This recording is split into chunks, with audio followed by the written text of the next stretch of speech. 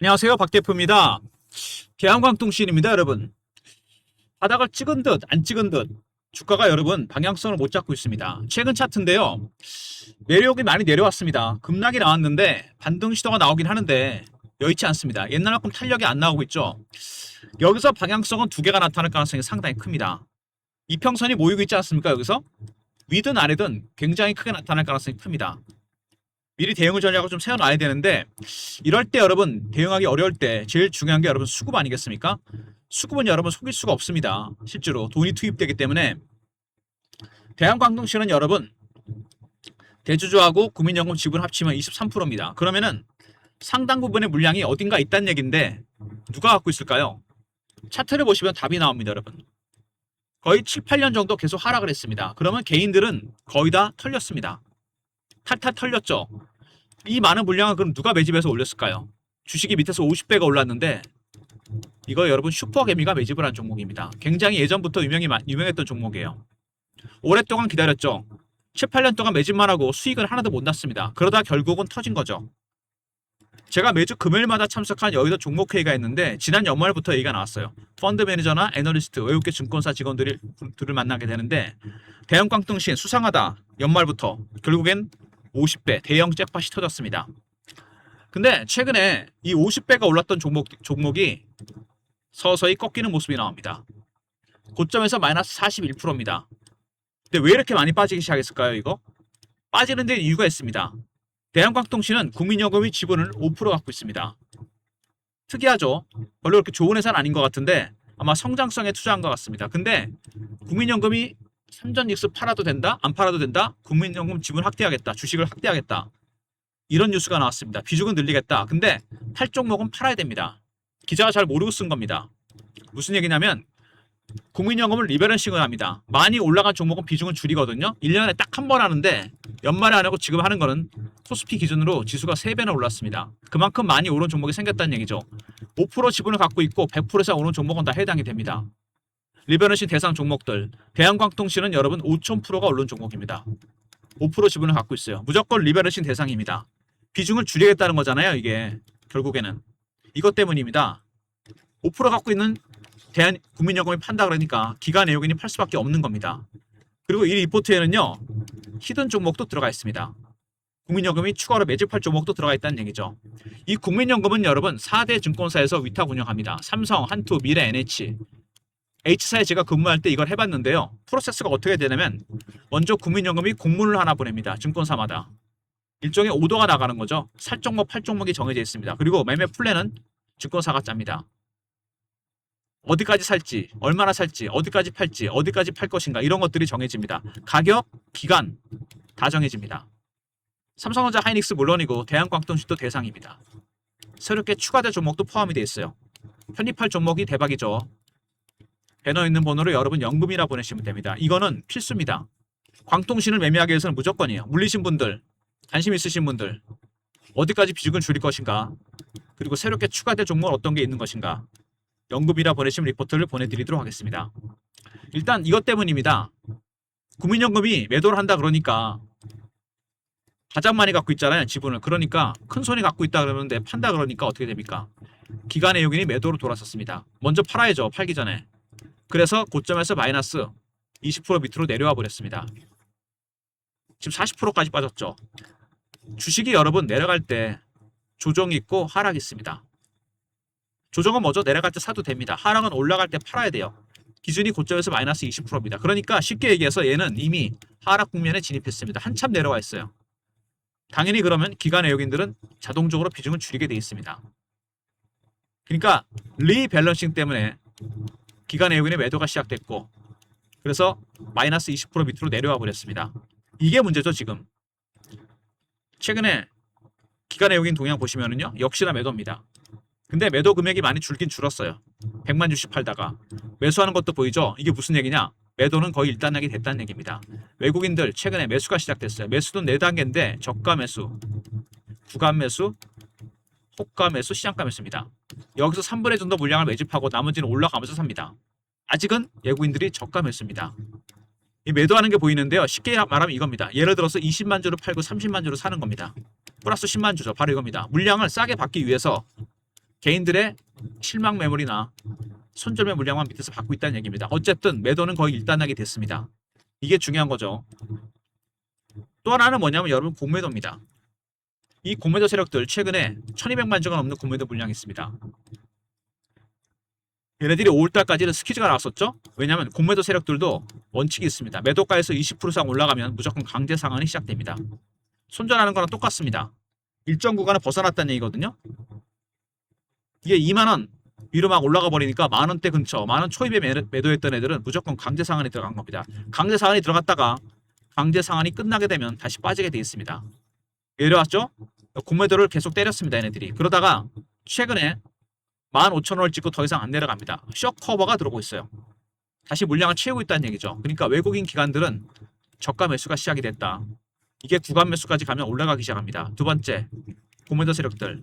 공매도를 때려도 더 이상 안 내려가니까 하방 경직성이 나왔죠. 쇼 커버가 시작됩니다. 이게 스퀴즈를 바뀌면 그때는 주가는 급등입니다. 어떻게 보면 이미 대한광통신은 단기 바닥을 확인하는 걸 수 있습니다. 좀 더 지켜봐야 되겠지만 이제는 위로 본다는 얘기죠. 기관 외국인 저가 매수하고 있고 공매도 세력들도 쇼커버를 하고 있습니다. 어쨌든 주가는 최근에 좀 지지부진한 양상입니다. 슈팅을 기대했던 분들한테는 좀 약하긴 하죠. 하지만 바닥을 확인하고 있습니다. 근데 이럴 때 조심해야 돼요. 세력들이 이럴 때 어떻게 하냐면요. 저도 펀드 매니저 출신이지만 두 가지 방법을 씁니다. 갑자기 올려버리거든요. 아니 밑으로 확 빼버려요. 주의할 거는 올라갈 때 절대 추격 매수하면 안 됩니다. 여기서 한번 털어버리거든요. 세력들이. 여러분 다 물립니다. 내려갈 때 손절하지 마세요. 얘네들 다 물량 받습니다. 여러분이 손절하면 다시 올라오게 돼 있어요. 그러니까 지금은 여러분 굉장히 조심해야 됩니다. 그래서 100% 비중을 다 들고 가는 리스크가 굉장히 큽니다. 급등 급락 가능성이 있기 때문에 50%는 미리 대응할 필요가 있다는 얘기입니다. 아시겠습니까? 굉장히 큰 변동성이 아마 7월달까지 나타날 가능성이 상당히 큽니다. 먼저 수급 말씀드렸고요. 이제 이슈를 체크해보고 차트적인 부분까지 같이 보도록 하겠습니다. 오늘도 보시면은요. 대한광통신 그렇게 썩 좋은 모습은 아니죠. 일단 국민연금 얘기는 했고요. 오늘 뉴욕 증시가 하락을 했는데 나스닥만 빠지고 다우는 올랐습니다. 근데 문제는 뭐죠? 굉장히 중요합니다. 이거 왜 요즘 나스닥이 안 좋고 다우가 가는지. 먼저 원인은 두 가지입니다. 유가 급락이고요. 더 중요한 건 여러분 금리입니다. 금리를 올릴 거란 얘기가 나와요. 연준에서 가장 중요하게 보는 게 금리 결정할 때 물가랑 고용인데 이미 물가는 올라가기 시작했죠. 이거 잡아야 됩니다. 근데 고용도 너무 좋아요. 그래서 금리를 올린다 그럽니다. 금리를 올리게 되면요. 광통신 같은 종목들은 충격을 받습니다. 왜 그럴까요? IT 종목들, 바이오 종목들 투자를 받아야 됩니다. 시설 투자, 장비 투자, 인력 투자, R&D 투자. 특히 광통신 종목들은 여러분 마찬가지입니다. 아직은 크게 돈을 버는 게 없습니다. AI 인프라 종목으로 부상을 했지만 지금은 투자를 더 많이 받아야 돼요. 근데 금리가 올라가면 어떻게 됩니까? 자금 조달 어떻게 합니까? 시비를 발행하거나 채권을 발행합니다. 순수 현금만 하는 데는 별로 없죠. 그러면 자금 조달, AI 인프라 투자 비용이 줄어들게 됩니다. 당연히 그러면 IT 종목들 충격받습니다. 삼성전자 하이닉스처럼 재무구조가 튼튼한 기업은 모르겠는데 대한광통신 같은 종목들은 재무구조가 좋은 기업이 아닙니다. 여러분 그거 아십니까? 대한광통신 얼마나 안 좋은지. 제가 네이버에서 자주 보는 검색상인데요. 여기 대한광통신 나오거든요. 항상 상위권에 있었는데 좀 최근에 내려갔죠. 빠지면서. 허하고 ROE가 다 마이너스입니다. 이거 무슨 얘기죠? 이 대한광통신 실적 안 좋습니다. 재무구조는 더 안 좋아요. 뭘로 올라간 겁니까? 기대감으로 오른 거죠. 포모의 기대감. 원래 올라간 이유가 뭐냐면 엔비디아에서 코이런트와 루멘텀, 코닉에다가 12조로 투자한다는 얘기가 나왔습니다. 그러니까 결국 이것도 AI 인프라 투자입니다. 이것 때문에 간 거예요. 근데 만약에 금리가 올라간다? 빅테크들의 투자 비용이 줄어들게 됩니다. 당연히 쇼크를 받겠죠. 특히 대한광통신 같은 적자 기업은 충격이 올 수밖에 없습니다. 아무튼 이런 악재가 하나 생겼어요. 최근에 그래서 우리나라 시장도 기술주, 반도체 이런 것들이 안 좋습니다. 근데 좋은 얘기도 있습니다. 나쁜 것만 있는 게 아니에요. 삼전지수 다음은 어디겠냐? AI 인프라 2막이다. 지금 꼽히는 게 뭐냐면요. 첫 번째는 전력입니다.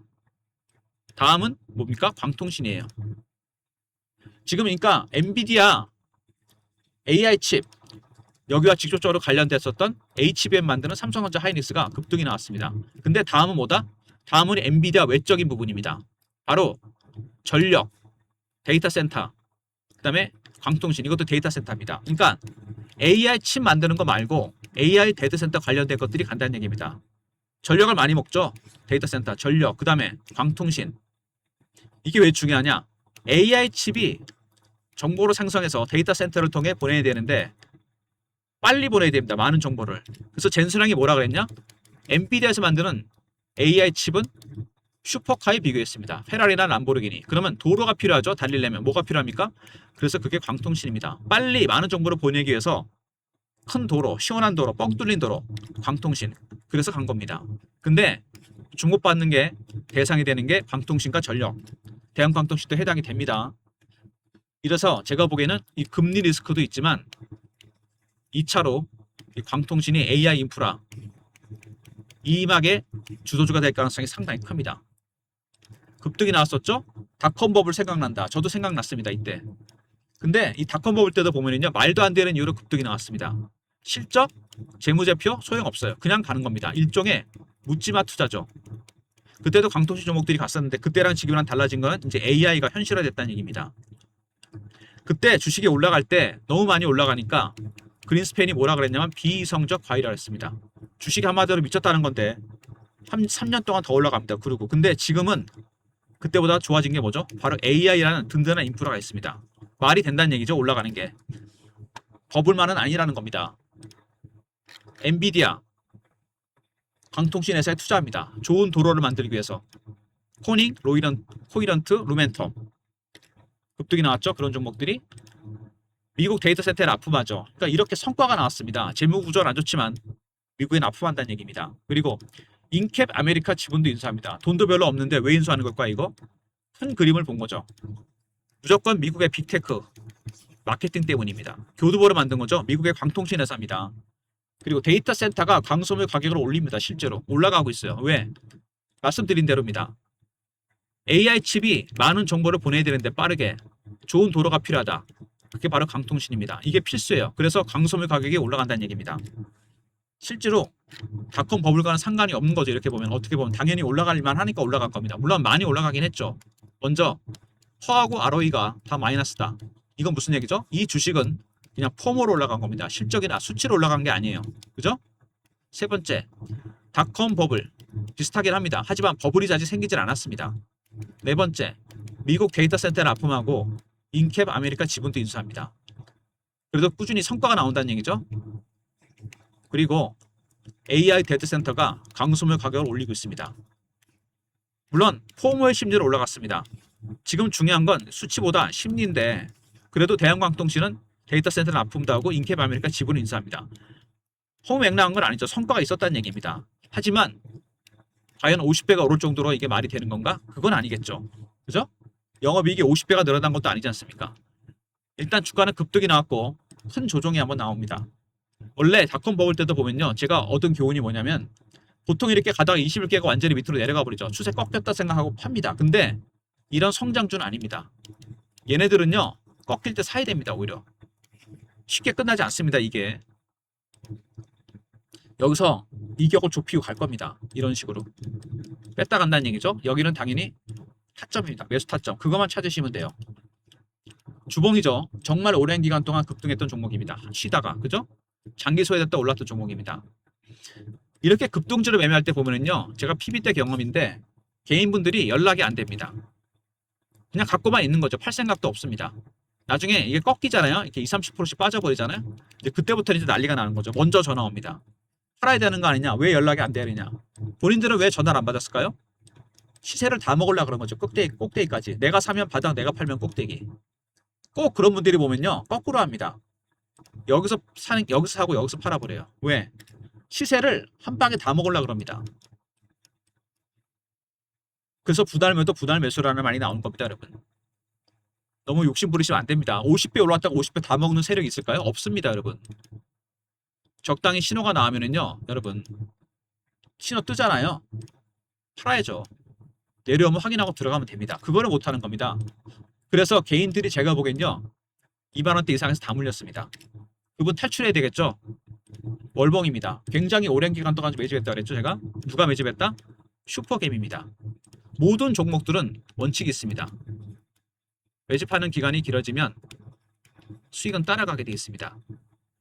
7년을 매집했는데 지금 50배가 올랐잖아요. 근데 첫 번째 큰 조정이 나왔습니다. 과연 여기서 어떻게 대응해야 되느냐. 두 가지 시나리오가 있다고 그랬죠? 세력들은 머리를 쓸 겁니다. 바로 땡길 수 있어요. 여기서. 아니 밑으로 뺐다 갑니다. 올라갈 때 추격 매수하지 마세요. 여기 물립니다. 한번 털어요. 얘네들이. 개인들 겁주려고. 그리고 밑에서 확 뺄 때 손절하지 마세요. 바로 받고 올립니다. 여러분. 이런 대응 전략을 박 대표가 미리 만들어 놨습니다. 매집 세력, 공매 세력 대응 전략입니다. 신호와 패턴, 매매 타점, 대응 전략, 시나리오와 타점이 공개됩니다. 박 대표의 대한광통신 대응 전략입니다.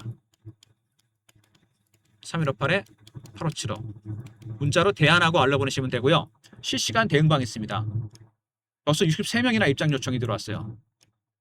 광통신 관련 속보, 이슈 차트 분석, 매매 신호 영상 구독하시고 승인 문자 보내시면 텔레그램 방 입장합니다.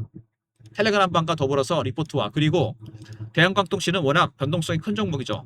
문자를 통해서 타점을 공유해 드립니다. 그리고 슈퍼개미가 물량을 많이 갖고 있어서 생각보다 물량이 별로 없습니다. 010 3158에 8575 문자로 대안이라 보내시면 타점은 제가 문자로도 공유시켜 드리도록 하겠습니다. 그리고 대한광통신은 국민연금이 5% 지분을 갖고 있고 50배가 오른 종목입니다. 여러분 바닥에서 당연히 리밸런싱 대상입니다. 삼성전자 하이닉스보다 앞순위에 있어요. 얼마나 줄일지 어디까지 줄일지 그리고 새롭게 추가될 종목은 어떤 게 있는 건지 히든 종목이 있으니까 여러분 리포트 이거 필수 아니겠습니까? 광통신을 매매하기 위해서 새로운 종목을 담기 위해서 문자로 연금이라 보내시면 제가 보내드립니다. 광통신 관련 박 대표의 대응 전략 대안 리포트가 있고요.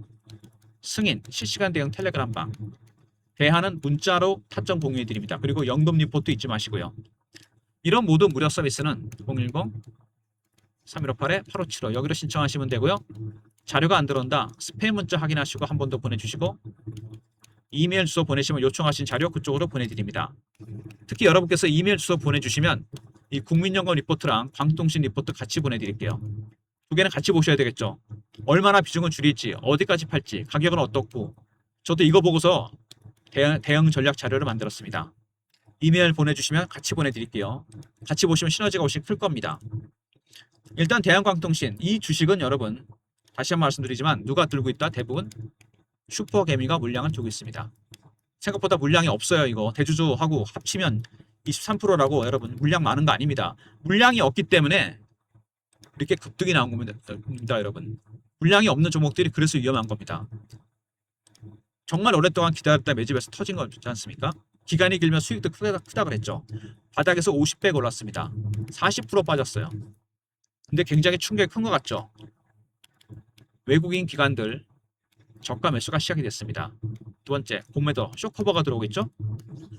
매수를 보고 있긴 한데 여러분 이럴 때 제가 분명히 조심하라 그랬습니다. 방향성이 두 가지로 나타납니다. 예상 가능한 시나리오 급등 아니면 급락이에요. 올라갈 때 어떻게 하라고요? 매수하면 안 됩니다. 한번 털리게 됐어요. 내려갈 때 손절하지 마세요. 찍고 올라옵니다. 정확한 매매 타점 박 대표가 다 공유해 놨습니다. 박 대표의 리포트와 텔레그램 방 문자 신호까지 그리고 연금 리포트 필수겠죠 여러분. 과연 국민연금을 지분을 얼마나 줄일지 그리고 새롭게 추가될 히든 종목도 있으니까 제2의 대한광통신도 있으니까 미리 꼭 선침해 하시기 바랍니다. 좋아요 구독 부탁드리고 박 대표 인사드립니다. 감사합니다.